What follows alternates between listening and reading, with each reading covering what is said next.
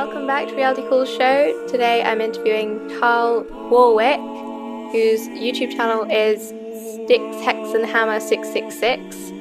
You've probably heard of him. I've had quite a lot of requests to interview him. So here he is. And we're going to be talking about politics and I think mainly politics, but also some,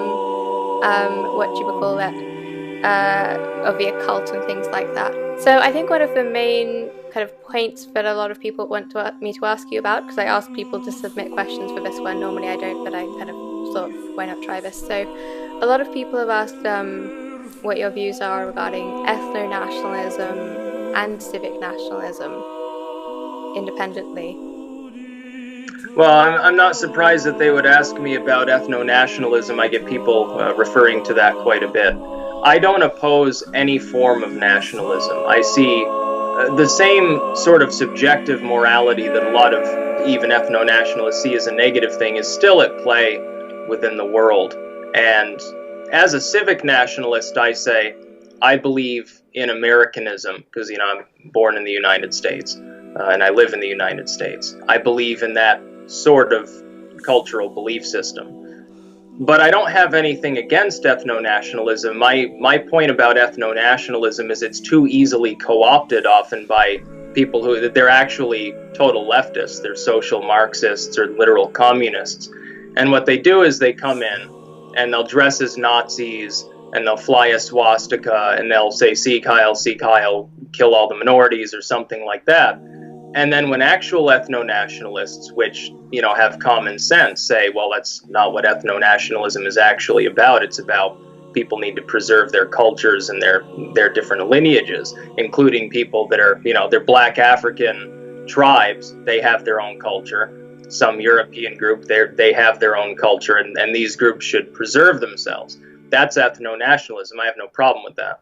But then they get co-opted so often by these other groups of agent provocateurs or trolls, and in some cases, literally hateful individuals, that it's not worth talking about or supporting ethno-nationalist movements because they're so easily frayed apart by that sort of rhetoric. Civic nationalism, though, is more stable. The civic nationalist answer for some countries is basically the same as ethno-nationalism anyway, only operating from a different set of criteria. You're saying we preserve the culture. But for most states in the world, the culture and the ethnicity or the race are inseparable anyway. You go to some part of, again, you go to Africa. You're going to find the people there are racially more or less homogenous, which fits in with the racial nationalism. But their culture is also inseparate from that tribal lineage. And so it comes to the same end result. It doesn't matter which model they actually utilize, they're going to have the same result. The same would be true in Europe. A civic nationalist in Europe is going off of centuries of tradition, whatever that tradition happens to be, within that ethnic culture. And the two are exactly the same thing. So my statement to ethnic nationalists is, the tendency of ethnic nationalist fronts is to be dissolved over time because you're going to get infiltrated by people who themselves, in many cases, aren't even ethnic nationalists. The system itself, real ethnic nationalism, is just fine. I have no problem with it. And it doesn't matter what ethnicity or race we're talking about. But it's going to be denigrated over time, especially when the corporate media in the Western world really hates nationalism. They want globalism because they can make more money off of it. It's much easier for them to attack ethno-nationalism than civic nationalism. Well, that's definitely true. Yeah. The problem is, of course, they also have their way of attacking civic nationalists is to be, we're all immigrants, let's open the borders kind of rhetoric. Yeah, and for most of human history, that was never a thing. The very concept of being built by immigrants in the old world never made sense. In the new world, it makes sense, but you've got to look back at what groups you're actually talking about, what their values were. I had an encounter the other day on Twitter with the YouTuber in the clip you just saw. His name, he goes by Sticks, Hex, and Hammer 666. a hard one to pull off. He is some kind of an expert on the occult.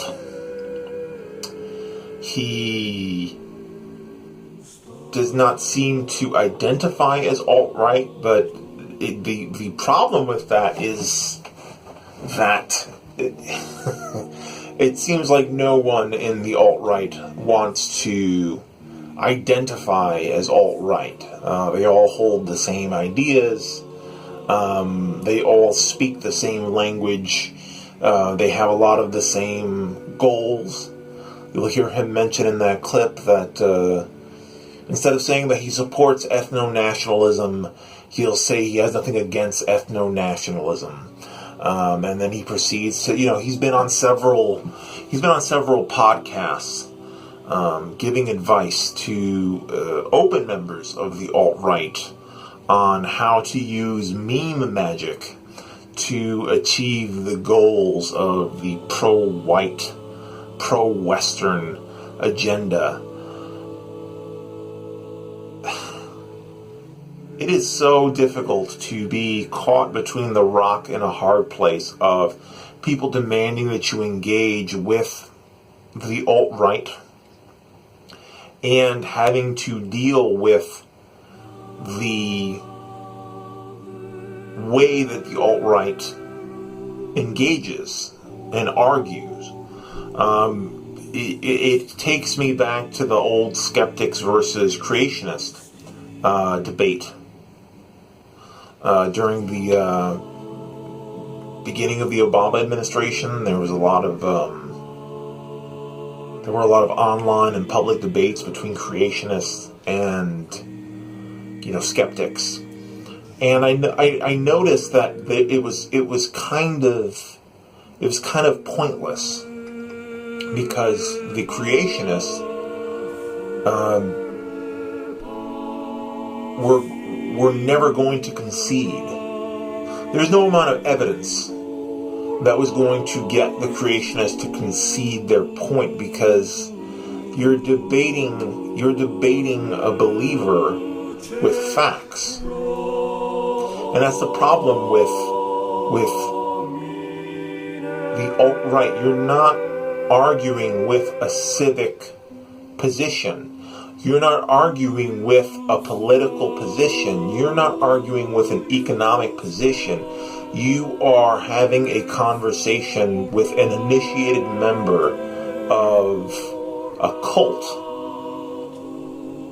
or religion. If you want to be generous about what the alt-right is. And just like the conservative movement that immediately preceded it, the Tea Party was a religion. The Tea Party had specific tenets, and there was no way. For example, the Tea Party was much more preoccupied with a purity of economic philosophy. This supply side, Ayn Rand economics that are beyond numbers. Moral economics was the banner of the Ron Paul, that coalition between Ron Paul libertarians and Christian conservatives during the Obama administration. And a lot of the same people still exist in the conservative movement, but certainly the tenets have changed. So, for example, you could not, the deification in the Tea Party was of job creators. And, the Holy Writ, the Book of Holy Writ, was the Constitution. It was weird because the Constitution was sacred, but only as it was written in 1776 or whatever. It wasn't. They would pick and choose. The Tea Party would pick and choose which amendments were bullshit that had to be repealed. We had to go back to George Washington days. Glenn Beck was the Alex Jones of the Tea Party. Just like Alex Jones is the great paranoid prophet of the alt-right's media sphere, so too was Glenn Beck, the hyper-alarmist, super paranoid, most outspoken Tea Partier. And that movement, the fucking Overton window really fucked us, because that movement was already so deeply reactionary, irrational. The gospel of tax cuts, it simultaneously presented tax cuts as a form of pragmatism, which it isn't. Supply side economics have already been debunked, like empirically, demonstrably, factually. It doesn't work as an economic system. Something that in Europe they would call economic liberalization. Doesn't work. And then along with that, there would be, the moral degenerates of the Tea Party were the people on social welfare programs. So how did that prepare me, having been a political blogger during the era of the Tea Party, how did that prepare me for knowing that the Tea Party, to know that the alt-right, this new further right, open white nationalist, super xenophobic movement is not worth engaging, because just like the creationists and just like the free market fundamentalists, the facts are irrelevant. The debates are just window dressing. They're performative. They're not to benefit the audience. It's just to preach to the choir.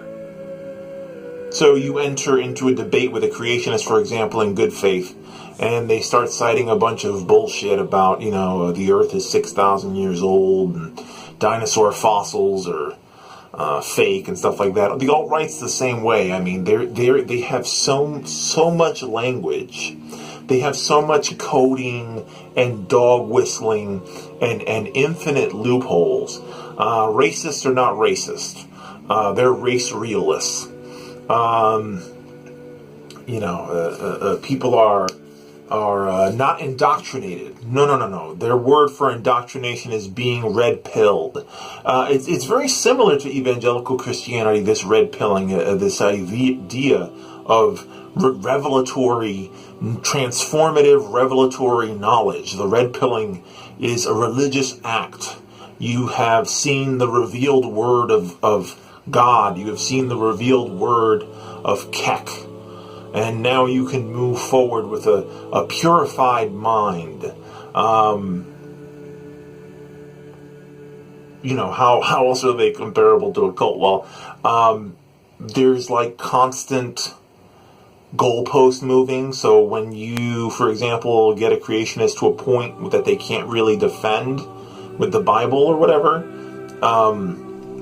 they'll just change. And the same thing with free market fundamentalists. When you're challenging the idea that tax cuts for the wealthy create jobs, the person you're arguing with is going to keep on moving the goalposts. They have to, because the facts don't support them. And the facts don't support race realists. There's so much wiggling and worming and squirming. I've heard everything from white nationalists or not white supremacists because they just want to be separate, not because they think they're superior, but because it's just freedom of association. There's so many buzzwords. Look what I got here: American nationalist, civic nationalist, pro-European, pro-white, pro-Western, alt-right, alt-light, red pill, black pill, free speech, blue lies, all lies, not all.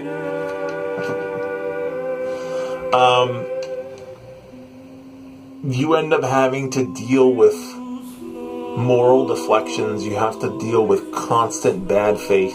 You have to deal with a movement that inherently trolls. And I'm talking about the declared alt-right. I'm not talking about useful morons like Sargon and Dave Rubin, even though those people are a problem and they do use a lot of similar tactics. Those are just sophists. Those are just whatever Patreon says, whatever Super Chat says, I'll parrot. Right down to alt-right or 9/11 loose change conspiracy. So let's leave them on the side of the table and let's stick to actual alt-righters like Sticks Hexenhammer 666 and Naked Ape, Richard Spencer. This kind of idea of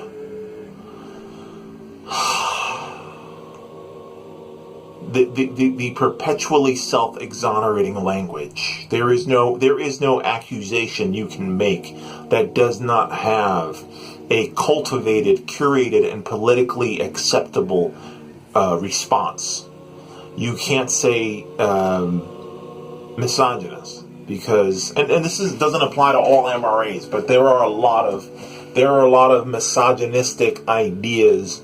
There are a lot of male chauvinistic ideas hidden within the extreme fringes of the men's rights movement, like the Paul Elam right wing. I mean, there's a left wing men's rights movement, a progressive men's rights movement, but the right wing reactionary men's rights movement is just a mask for misogyny as a moral philosophy to life. And this carries over into MGTOWs, men go their own way, which is another even more extreme offshoot of the men's rights activism banner.